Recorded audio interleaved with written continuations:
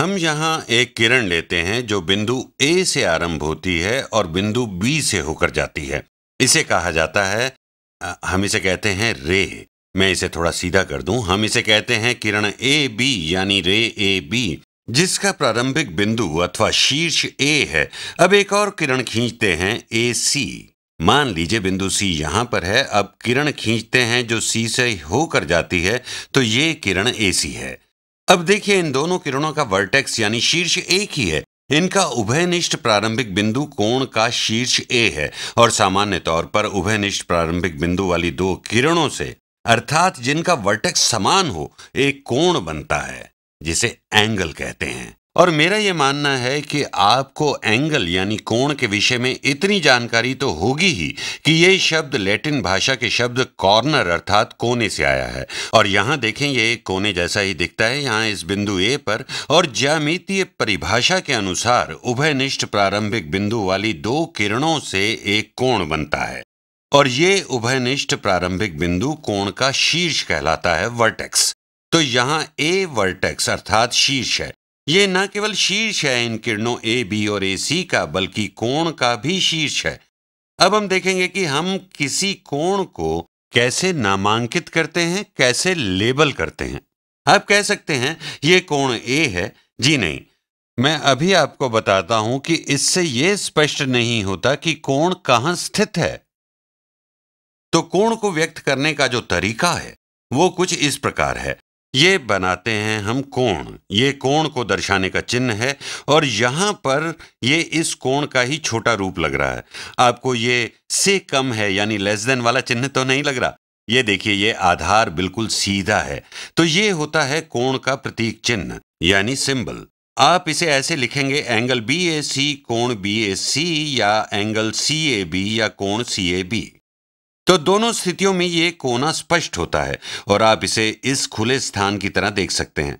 ये ध्यान रहे कि कोण को लिखते समय उसके शीर्ष के अक्षर को हमेशा बीच में लिखा जाता है। आप पूछ सकते हैं कि तीनों अक्षर लिखने की क्या आवश्यकता है, क्यों ना केवल लिख दें कोण ए। इसे समझाने के लिए मैं एक और चित्र बनाता हूं। जियोमेट्री डेफिनेशन के अनुसार दो किरणें जिनका शीर्ष एक हो, आगे चलकर आप देखेंगे कितने ही कोण बनते हैं इन रेखाओं से या रेखाखंडों से। इन रेखाखंडों को आप किसी एक दिशा में आगे तक लेते जाएं तो ये किरणें बन जाएंगी। इस तरह से ये हमारी परिभाषा से मेल खा जाएंगी। तो यहां पर हमारे पास एक रेखाखंड यानी कि लाइन सेगमेंट है डी ई। तो ये हुआ रेखाखंड डी ई। हम यहां पर एक और रेखाखंड खींचेंगे। एक रेखाखंड खींचते हैं, इसको हम लिखते हैं एफ जी। F G. और ये बिंदु जहां ये रेखाखंड एक दूसरे को काटते हैं वो है बिंदु एच।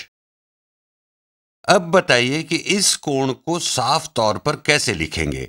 क्या हम इसे कोण एच कह सकते हैं?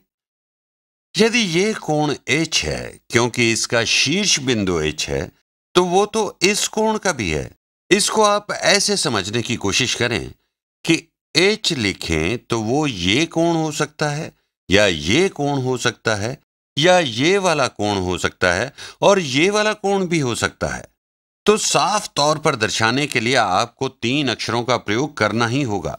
यदि आप इस कोण को जो यहां पर है इसको व्यक्त करना चाहते हैं तो आप कहेंगे कोण ई एच जी। मैं इसे यहां लिख देता हूं एंगल ई एच जी, या आप कह सकते हैं एंगल जी एच ई। इसे कोण जी एच ई भी कह सकते हैं।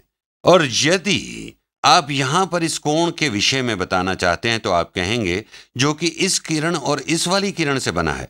जब ये दोनों इस बिंदु से गुजरी तो आप इसे लिखेंगे एंगल डी एच जी कोण डी एच जी या एंगल जी एच डी कोण जी एच डी। उम्मीद है आप समझ गए होंगे। इसी तरह ये कोण होगा एफ एच ई या कोण ई एच एफ और ये होगा एफ एच डी या डी एच एफ।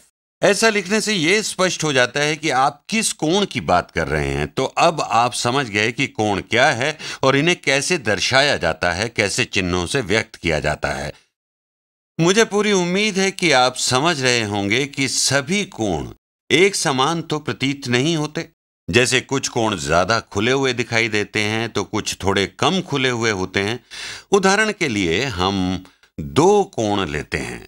एक हो गया ये कोण और इसको लेबल करते हैं। ये है ए, बी और सी।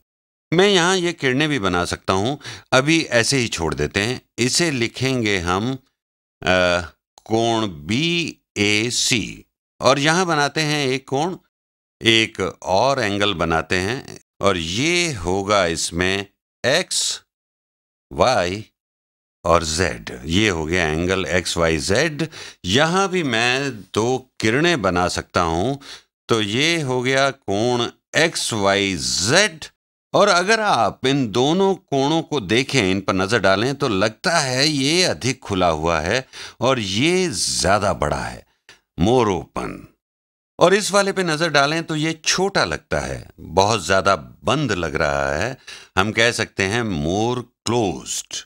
कम से कम इसकी तुलना में ये कुछ अधिक बंद है, छोटा है। तो जब हम इन कोणों को नापेंगे, जिनको नापने का मतलब ये जानना है कि वो कितने खुले या कितने बंद हैं, अभी तो अंदाजा लगा सकते हैं कि कोण एक्स वाई जेड का माप इस कोण बी ए सी से अधिक है।